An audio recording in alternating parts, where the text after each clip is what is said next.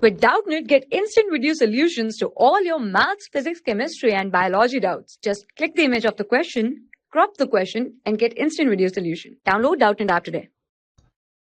Hello everyone, let us try to solve the given problem. So the given problem simply states draw the label ray diagram of image formed by compound microscope with the final image formed at least distance of distinct vision D and derive an expression for its magnifying power in terms of V0, U0, Fe and D. Now let us first try to draw the lenses and then we will understand step by step the image formation by a compound microscope. So you can see here, this is objective of the compound microscope and this is eyepiece of the compound microscope, right? And this is the common principal axis of both the lens. Now we place an object very close to the focus because you must be knowing that to get the maximum magnifying power, the object should be placed as close to the focus as possible. Now let us try to draw the ray diagram or the image of this object, right? Now this object will be very small. So let us try to draw the diagram. Now to draw its diagram, let us take two rays, one passing through the optical center. So the ray which is passing through the optical center goes straight away as undeviated, right?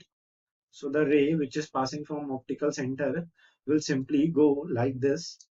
And let us take another ray which is simply parallel to the principal axis like this. And if this falls, if the ray which is parallel to the principal axis is, if this falls on this lens, it will pass from the focus, right, or the second focus of this lens.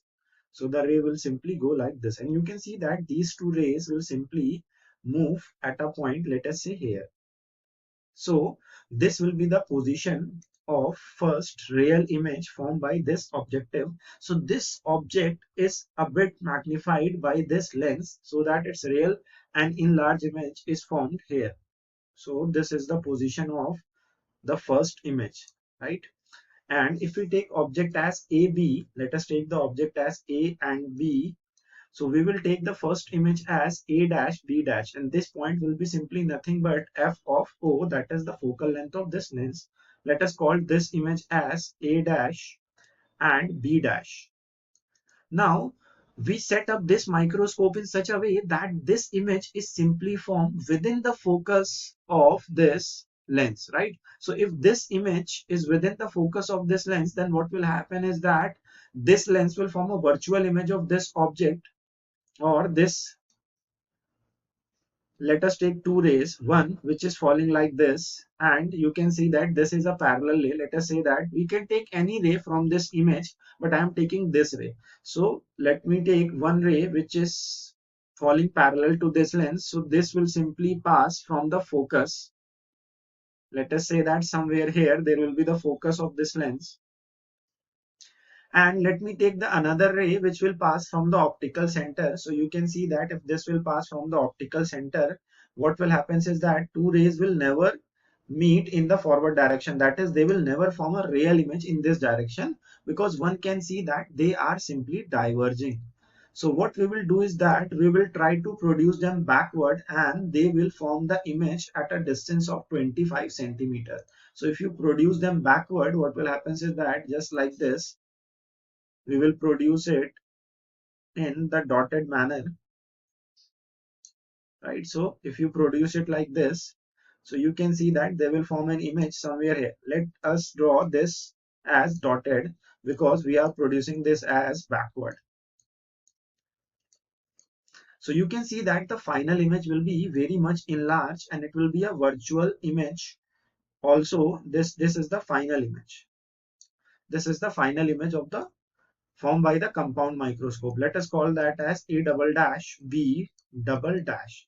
Now this is the image formation by the compound microscope, and if we are watching from here, the eye is simply located here, then we will see this magnified image of this small object which is placed at this lens. Now let us try to draw, let us try to derive the derivation for magnifying power of this compound microscope when the final image is simply formed at D.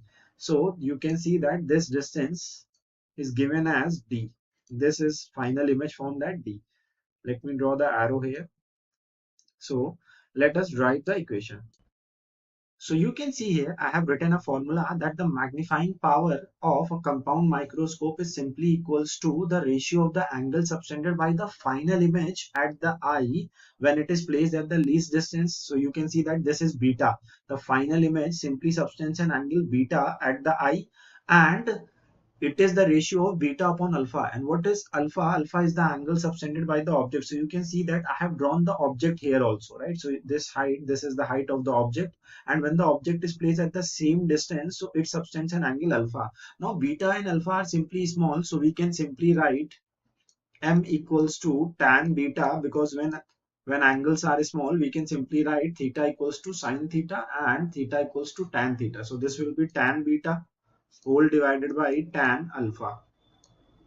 Now, how do you find out the value of tan beta? So you can see that tan beta is simply equals to the perpendicular, which is a double dash b double dash divided by this distance, which is a double dash o dash. So let us write tan beta, value for tan beta. This will be perpendicular, which is a double dash b double dash, which is the height of the final image, whole divided by this distance is a double dash O. And let us try to find out the tan alpha similarly. So tan alpha will be nothing but, you can see that this will be AB, which is the height of the object, whole divided by this distance, which is simply A double dash and O. O dash, this will be O dash, right? So this point is O dash. So A double dash O dash. Now if you take the ratio, what you are going to get is magnifying power will be simply equals to, you can see that A double dash O dash will cancel out, and the magnifying power will be simply equals to height of the final image, which is A double dash B double dash whole divided by the height of the object, which is simply AB. Now let us multiply this equation by simply the height of this intermediate image. Let us multiply and divide. A dash B dash whole divided by A dash B dash. Now you let us write these things together. So this you will see that A dash B dash whole divided by, this will be simply A B. We are writing it like this, and this will be A double dash B double dash whole divided by A dash B dash. Now what is this? You can see that this is simply the height of the real image, which is formed by this lens, upon height of the object. This is the formula for linear magnification produced by this lens, right? So we can write it here as M1. This is the linear magnification which is produced by the objective. We can also write it as MO. That will be nice. Now similarly, you can see that this is the height of the final image divided by height of this image. Now this is the magnification produced by the eyepiece. So we can write it as ME. Now how do you find out the linear magnification produced by the objective? So the linear magnification produced by the objective is nothing but it is the ratio of the image which is formed at this distance. So you will call this distance as VO, right? This distance is simply called as VO. So this is simply nothing but VO divided by UO, that is the distance of the image to the distance of the object. This is equals to the linear magnification of objective. So VO divided by UO. Now let us see this objective.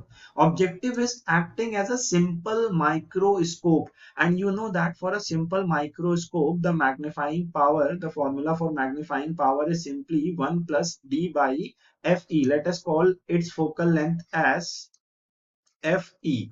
So you can see that an object. So if you put the value for the magnifying power of this eyepiece, this will be simply 1 plus D by FE. And this will be the magnifying power of this compound microscope when the final image is simply formed at least distance of distinct vision. So I hope you understood the entire explanation. Thank you. For class 6 to 12, IIT JEE and NEET level. Trusted by more than 5 crore students. Download Doubtnut app today.